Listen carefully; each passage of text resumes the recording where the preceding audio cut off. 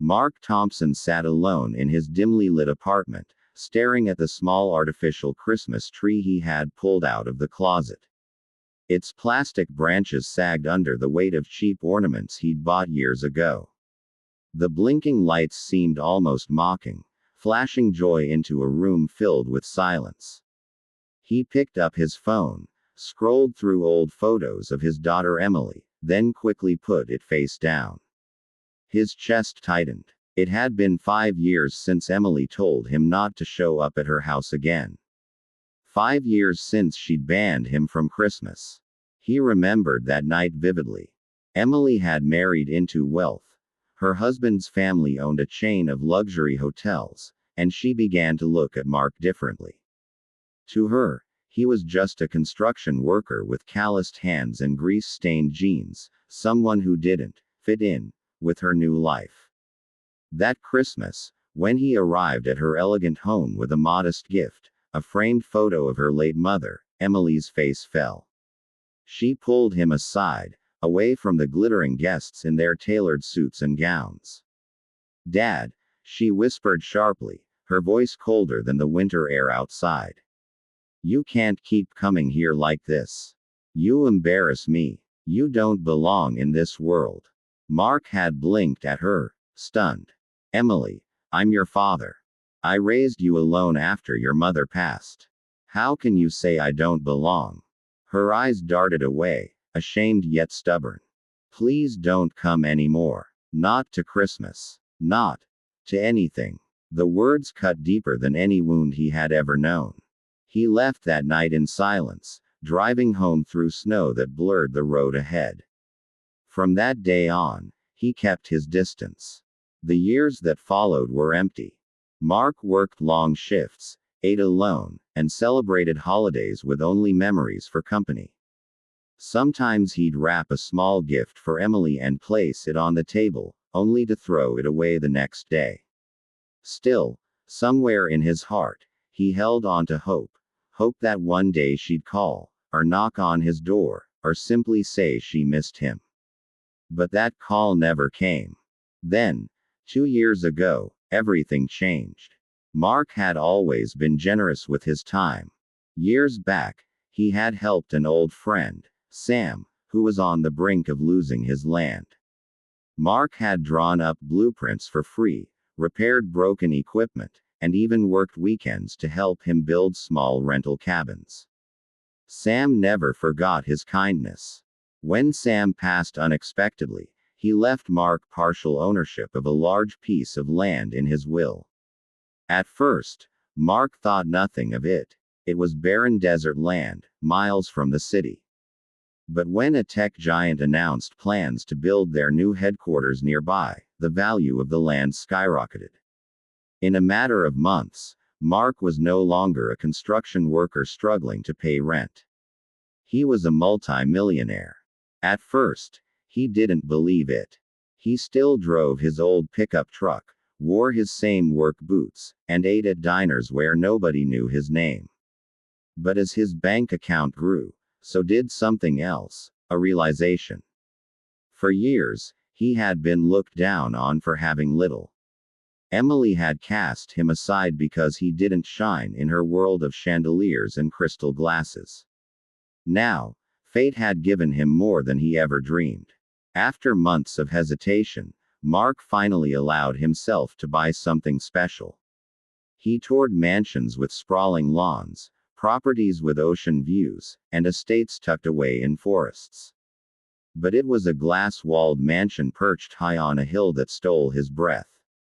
With marble floors, cascading staircases, chandeliers that sparkled like stars, and an infinity pool that seemed to merge with the skyline, it wasn't just a house. It was a statement. Mark signed the papers with a trembling hand. He wasn't buying it to show off. He was buying it because, for once, he wanted to know what it felt like to live without limits, without shame, without being not enough. When December rolled around, he found himself decorating again. But this time, it wasn't a plastic tree in a cramped apartment. It was a 20-foot pine, flown in from another state, twinkling with golden lights in the center of his mansion's grand hall. The balconies glowed with wreaths, and the driveway shimmered with thousands of fairy lights. He hired a small jazz band to play carols by the pool, invited a few neighbors who had been kind to him, and filled the tables with food that would have made even the finest restaurants envious. For the first time in years, Christmas didn't feel lonely. Yet, even amid all the lights and laughter, he couldn't help but think of Emily. He thought of her as a little girl, sitting cross-legged in pajamas, unwrapping presents under their tiny tree. He thought of her smile, of the way she used to say, "Dad, Christmas isn't about gifts, it's about being together." But she had changed. Somewhere along the way, she had forgotten. Still, Mark didn't call her. He couldn't bring himself to. The wound was too deep. But life has a way of revealing secrets. A few days before Christmas, Emily's friend saw the mansion lit up like a castle and couldn't resist telling her. "Emily," she said with wide eyes, "did you know your dad's living in one of the biggest houses in the state? I thought he was struggling, but look at this." She pulled up photos online. The mansion's glass walls glowing at night, the infinity pool sparkling like liquid diamonds. Emily's jaw dropped. That can't be my father." Her friend shrugged. "It is. Mark Thompson. He bought it for $22 million.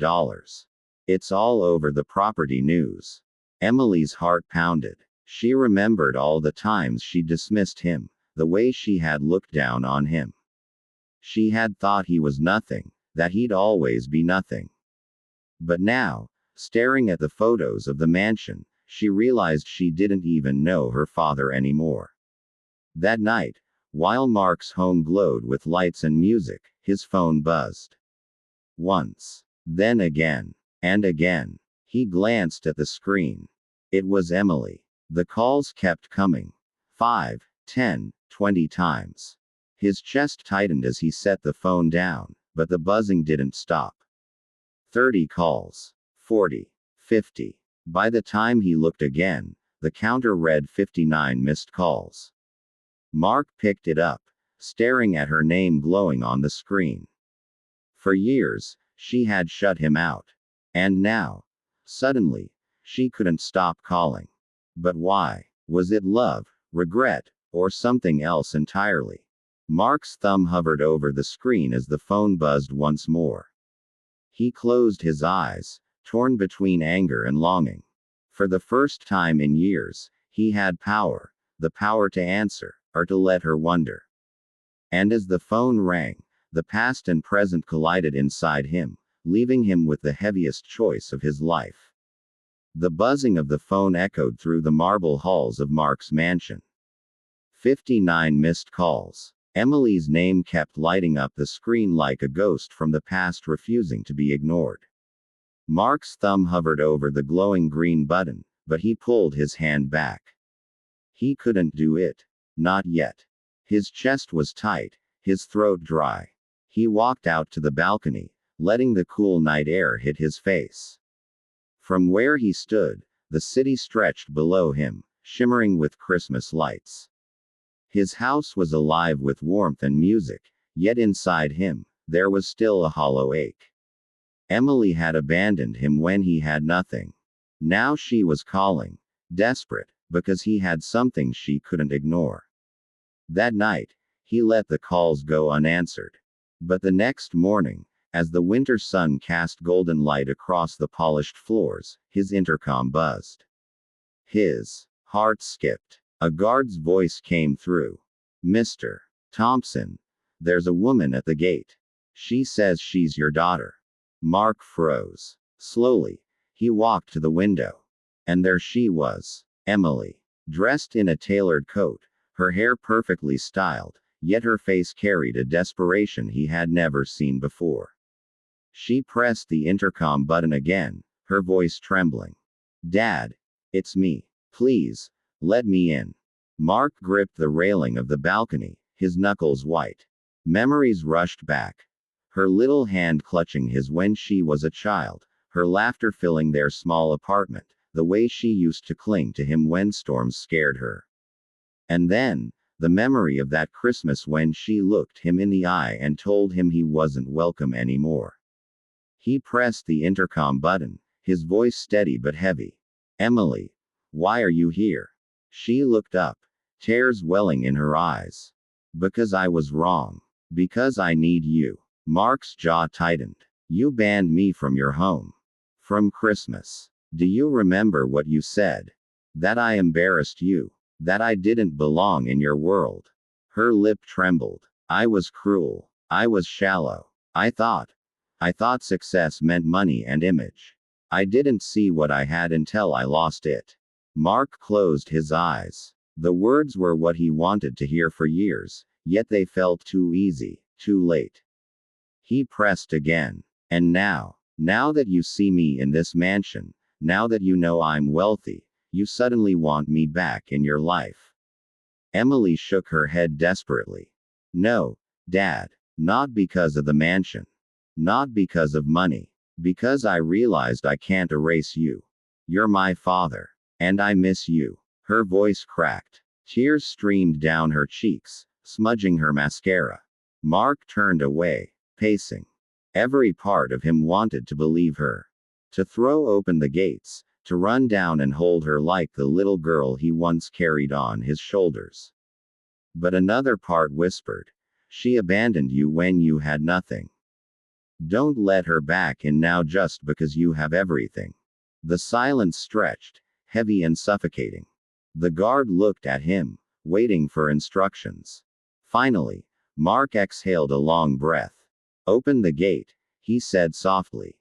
The iron gates swung wide, and Emily walked up the long driveway, her heels clicking against the stone.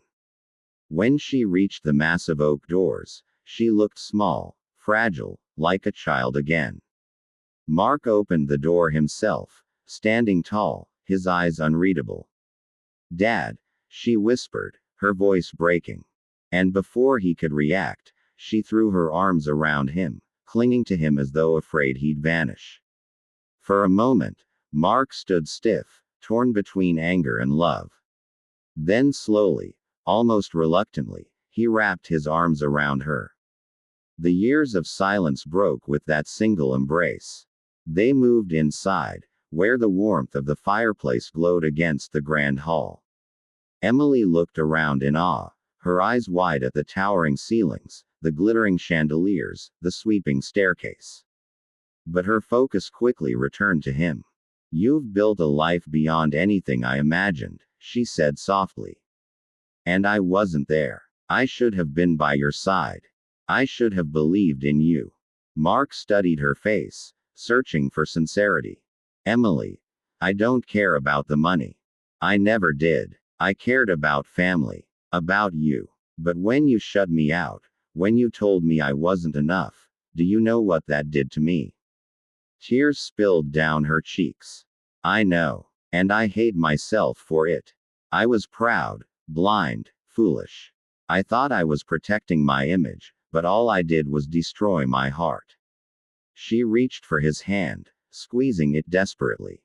"I don't care about the mansion, Dad. I just want to sit at a table with you again. I just want my father back." Mark's throat tightened. He turned away, looking at the massive Christmas tree glittering in the corner. For years, he had decorated alone, remembering how she used to hang the star at the top. For years, he had longed for her voice in the silence. Now she was here, and she was asking for forgiveness. Finally, he turned back to her, his eyes glassy. "Emily, I want to believe you. I want to believe this isn't about wealth, that you aren't just here because you see what I have." "It isn't," she said firmly, stepping closer. "It's about what I lost. About the nights I cried wishing I could call you, but my pride held me back. About realizing that no matter how much money I had, my life was empty without you." For the first time, Mark saw not the proud woman who had cast him aside, but the little girl who once needed him more than anything. The little girl who had whispered, "Christmas isn't about gifts, it's about being together." His lips trembled. Then, with a deep breath, he whispered, "Then let's be together. No more pride. No more silence. Just father and daughter." Emily broke down, sobbing into his chest. He held her, stroking her hair, his own tears falling silently. That Christmas evening, the grand dining table wasn't filled with strangers or polite neighbors, it was filled with something far more precious: reconciliation. Mark and Emily sat together, laughing through tears, sharing stories of the years they had lost, promising never to waste another holiday apart. The mansion sparkled with wealth, but for Mark, the true treasure wasn't the marble floors or the golden chandeliers. It was hearing his daughter call him Dad again, feeling her hand in his, and knowing that even broken bonds could be mended. 59 missed calls had gone unanswered, but one open door changed everything. Because in the end, forgiveness was worth more than any mansion, and love was the only inheritance that truly mattered.